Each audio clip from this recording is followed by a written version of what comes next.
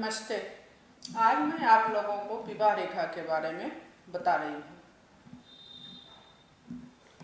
कनिष्ठा उंगली और हृदय रेखा के बीच में ये सारी जो जगह है ये 50 साल की उम्र मानते हैं। इसके बीच में 25 साल, ये 25 साल हो गए। तो विवाह रेखा का झुकाव यदि हृदय रेखा की ओर हो, यदि इनकी झुकाव हृदय रेखा की ओर हो तो जीवन साथी के खराब स्वास्थ्य के संकेत होते हैं। यदि झुका हुआ सिरा हृदय रेखा को काट दे तो ऐसा विवाह रेखा, यदि ये झुका हुआ रेखा जो है ये विवाह हृदय रेखा को काट दे तो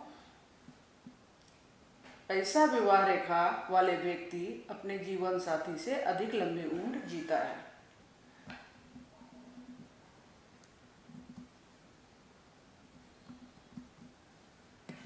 यदि विवाह रेखा स्वयं हृदय रेखा को नहीं काटे, ये हो गया विवाह रेखा,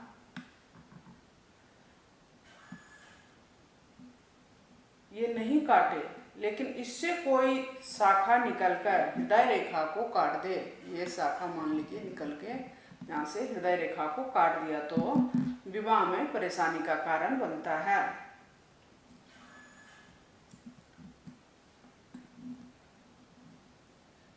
यदि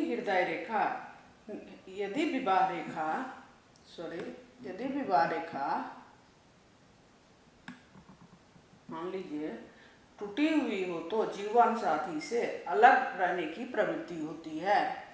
ये इस तरह यदि टूटी हो जीवन साथी से फिर अलग रहने की प्रवृत्ति होती है।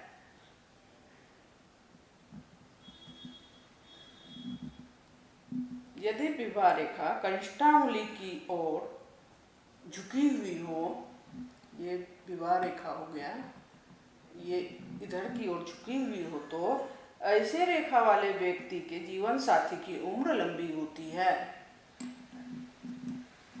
पति या पत्नी जिसके हाथ में होगा उनकी उम्र लंबी होगी। यदि विवाह रेखा, ये हो गई विवाह रेखा, यदि विवाह रेखा पर द्वीप का चिन्ह हो, ये हो गई द्वीप का चिन्ह, तो संबंधों में तनाव, मनमुटाव, तलाक की इच्छा, अलग रहने की प्रवृत्ति होती है। उनका हमेशा मन में अलग रहने की प्रवृत्ति रहेगी। इनके साथ साथ मंगल रेखा को भी देखना चाहिए। ये हो गई मंगल रेखा।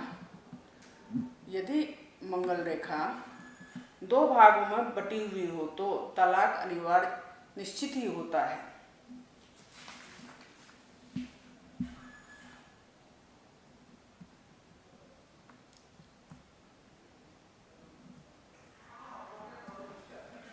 यदि विवाह रेखा अंत में ये हो गई विवाह रेखा, अंत में त्रिशूल की तरह हो तो त्रिशूल की तरह इसे होती है ये रेखा और ये रेखा।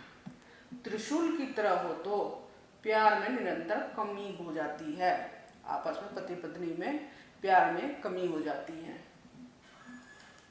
अब मैं दूसरा बता रही हूँ।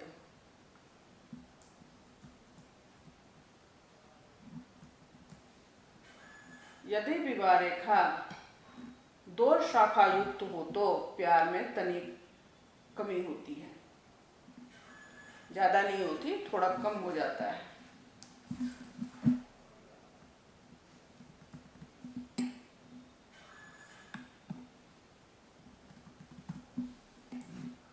ये रखने में गई है। यदि विवाह रेखा अर्धमुखी हो जाए, नीचे से मान लीजिए ऐसे